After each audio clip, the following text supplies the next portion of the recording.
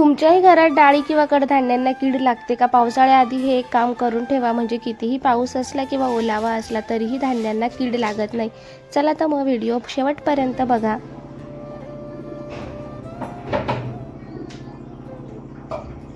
Hi everyone, मधुराणीज ब्लॉगमध्ये तुमचं सगळ्यांचं मनापासून स्वागत आहे. आज सकाळी मी बनवणार आहे मस्त असे मुगाचे डोसे, नाश्त्यासाठी बनवत आहे.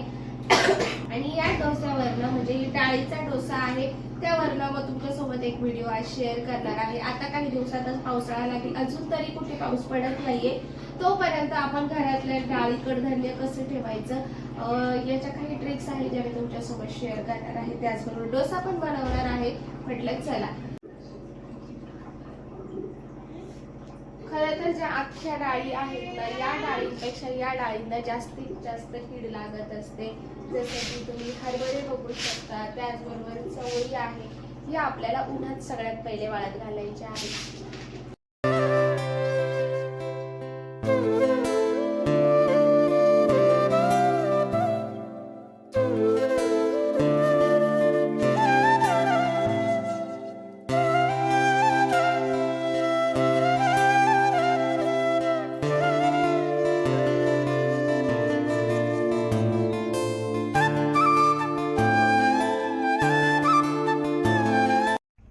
तर जे काही अख्खे आहे म्हणजे कडधान्य आहे किंवा अख्खा मसूर आहे, या सगळ्या गोष्टींना जास्तीत जास्त किडे होतात. भुंगा वगैरे तुम्हाला माहिती असेल ते लागतं. आणि त्याचमुळे ह्या सगळ्या गोष्टी ज्या मी फ्रीजमध्ये ठेवते त्याच मला इथे वाळत घालायच्या होत्या. राजमा वगैरे पण आहे आणि सगळ्या वेगवेगळ्या प्लेट्समध्ये ना, आमच्या बाहेर आता ऊन पडतंय त्यामुळे म्हटलं चला सकाळी सकाळी ते वाळत घालून देऊया, तोपर्यंत घरातली बरीचशी कामं होऊन जातील.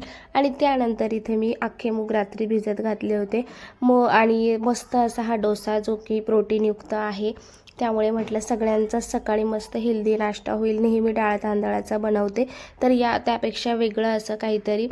तर भिजवलेले जे मूग आहेत ते, त्यानंतर हिरवी मिरची, कोथिंबीर, लसूण, आलं आणि चवीनुसार मीठ, जिरं जर हवं असेल तर हे सगळं मिक्सरला बारीक करून घ्यायचं. त्यानंतर त्याच्यामध्ये 2 ते 3 चमचे बेसन पीठ पण घालायचं. असं सगळं एकत्र करून घ्यायचं. चवीनुसार मीठ घालायचं आणि झटपट असे डोसे बनवता येतात. नुसते खाल्ले तरीही ते छानच लागतात. आणि त्याचबरोबर टोमॅटो केचप असेल, नारळाची चटणी असेल, आपल्याला जे आवडतं त्या सगळ्या गोष्टी असेल तरीही ते छानच लागतात. आणि सगळ्यात महत्त्वाचं म्हणजे ना, हेल्दी आहे, त्यामुळे एक छान असं लहान मुलांसाठीही छान असं ऑप्शन आहे, लहानांपासून मोठ्यांपर्यंत. त्याचबरोबर आता मुलांची स्कूल चालू होते त्यामुळे टिफिनसाठी हा एक उत्तम पर्याय आहे. आता आपलं खरं टेन्शन आत्ता चालू होणार की मुलांना आज टिफिनला काय द्यायचं, उद्या काय द्यायचं, त्यांच्या आवडीनिवडी कशा जपायच्या, ते टिफिन संपवून आले पाहिजे, ही सगळी काळजी आपल्याला असते. आणि त्यामुळे हे असे ऑप्शन खूप भारी असतात. चला, आमच्याकडे तरी हे सगळ्यांना आवडतं. आणि याच्यामध्ये पण आपण वेगवेगळ्या गोष्टी ॲड करू शकतो, जे मी जेव्हा करेन तेव्हा तुमच्यासोबत शेअर करेनच.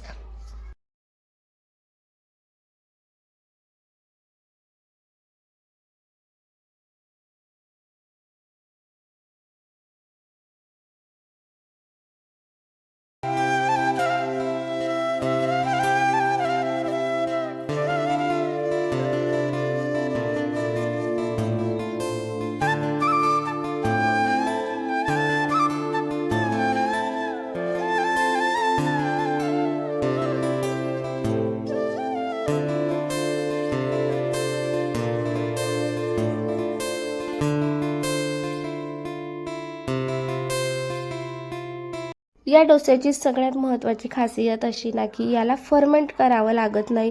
अख्खे मूग भिजवलेले डायरेक्ट दळायचे आणि डायरेक्ट करायला घ्यायचं. झटपट असं होतं आणि सगळ्यांना आवडतं. चला तर मग हा व्हिडिओ तुम्हाला आवडत असेल तर नक्की व्हिडिओला लाईक करा, शेअर करा, सबस्क्राईब करा.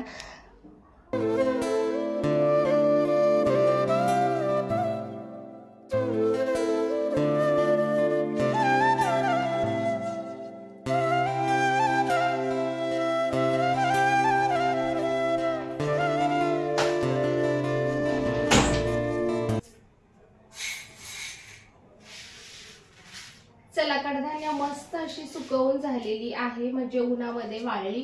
आणि सगळ्यात महत्त्वाच्या गोष्टी, आपण याच्यासाठी स्टीलचे प्लास्टिकचे कुठलेही डबे वापरू शकतो. फक्त ते धुवून स्वच्छ आणि कोरडे झाले पाहिजे. आता मागच्या व्हिडिओ तुम्ही बघितलं असेल की सगळ्या बरण्या मी धुवून ठेवल्या होत्या, त्यामुळे त्या स्वच्छ होत्या. पण त्यावेळेस ना मला उन्हात वाळवणं जमलं नाही, म्हणून म्हटलं चला आता याच्यासाठी माझ्याकडे 2 गोष्टी आहेत. सगळ्यात महत्त्वाचं म्हणजे ज्या आपल्याच घरात आहे, ज्याच्यामुळे आपण आपली जी कडधान्य आहे ती व्यवस्थित ठेवू शकतो.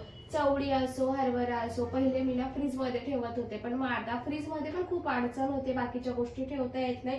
म्हणून म्हटलं आता या गोष्टी फ्रीजमध्ये न ठेवता आपल्या बरण्यांमध्ये बाहेर भरून ठेवूया. आणि फ्रीजमध्ये ठेवलं ना की बऱ्याच वेळा ते करायचं पण मी विसरून जाते. तर आता सगळ्यात महत्त्वाच्या गोष्टी ज्या आपल्या घरात आहे, मी जसं बोलले, तर बघा लवंग असते आपल्याकडे. सो लवंग आपण यामध्ये टाकायची आहे. 2-3 लवंगा जरी एका बरणीमध्ये टाकल्या ना तरी आपल्या जे आहे कडधान्य ते व्यवस्थित राहतं. आणि त्याच्याबरोबर आणखीन एक गोष्ट आहे, तेजपत्ता. प्रत्येक बरणीमध्ये जर एक तेजपत्ता टाकून ठेवला तरीही आपल्या जे डाळी किंवा कडधान्य आहे ते अजिबात खराब होणार नाही. सो चला आता याच्यामध्ये मी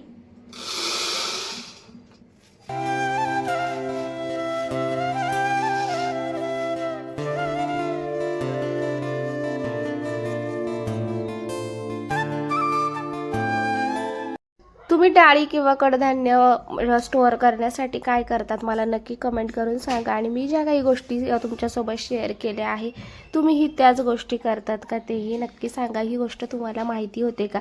याच्या आधी जर मला माहिती असतं ना तर खरं तर इतक्या दिवस माझ्या फ्रीजमध्ये हे सगळं कडधान्य मला ठेवायची गरजच पडली नसती आणि फ्रीजचा बाकीच्या गोष्टींसाठी वापर झाला असता. चला आता माझ्याकडे जितकं काही कडधान्य होतं ना ते सगळंच मी भरून ठेवलं.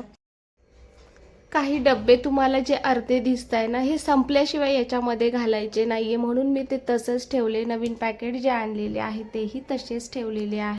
चला हे काम तर सकाळी सकाळी होऊन गेलं. ताटा जितकी घेतली होती ती स्वच्छ लगेच पुसून आणि जागच्या जागी ठेवून दिली, जेणेकरून माझं काम थोडंसं इझी झालं. आणि आता 2 दिवसात मुलांची स्कूल चालू होणार आहे, त्यामुळे आम्हाला जायचं होतं आज बुक्स आणायला. त्यामुळे आम्ही दुपारचं जेवण वगैरे केलं आणि त्यानंतर गेलो बुक्स आणण्यासाठी. त्यांच्यासाठी एक जे शॉप आहे त्यांनी सांगितलेलं आहे, त्यामुळे तिथेच सगळं काही मिळतं. असे दोघांचेही सेट होते, ते घेतले आणि त्यानंतर घरी आलो. सो चला पुढे आता काय होणार आहे तेही तुमच्यासोबत शेअर करते. व्हिडिओ स्किप न करता नक्की बघत राहा.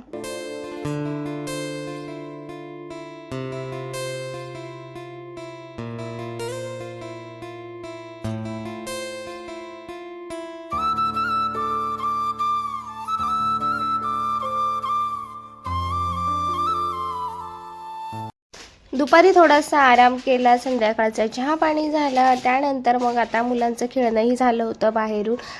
दुपारी आम्ही जे काही बुक्स आणले होते त्याचं त्यांना इतकं होतं की कधी मम्मा कवर लावते आणि कधी त्यांना स्टिकर लावायचे होते, कारण की यावेळेस त्यांना त्यांच्या आवडीचे ॲव्हेंजर्सचे स्टिकर मिळाले होते आणि त्याच्यासाठी ते इतके खुश होते. शिवांशला पहिलंच वर्ष आहे मोठ्या स्कूलमधलं, त्यामुळे त्याला बुक्स वगैरे ही पहिलीच वेळ होती, त्यामुळे तो अशा पद्धतीने लाईनमध्ये लावून ठेवत होता. आता दोघंही तितकेच एक्सायटेड आहे.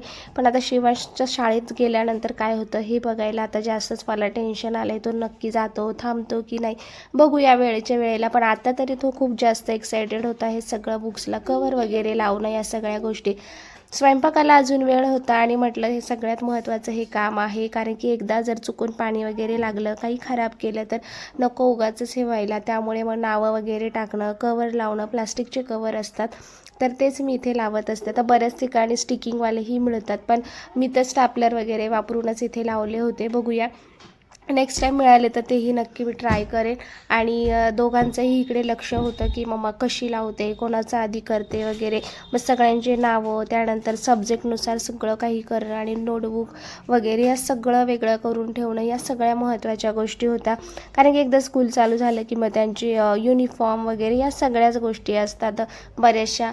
त्यानंतर मग शेजारीची मुलगी आली होती त्यांच्यासोबत चेस खेळण्यासाठी, पण त्याआधी माझं नावं टाकायचं तेवढं बाकी राहिलं होतं. तोपर्यंत म्हटलं म्हटलं चला लक्ष्मी यायची वेळ झाली आहे, दिवा लावायचा आहे, तोपर्यंत हा सगळा झालेला कचरा तुम्ही उचलून घ्या. त्यानंतर मला दिवा लावायचाच होता, पण त्याआधी थोडंफार नावं टाकायची राहिली होती, ती म्हटलं इथे करून घेते आणि त्यानंतर मग बाकीची कामं करायला जाते.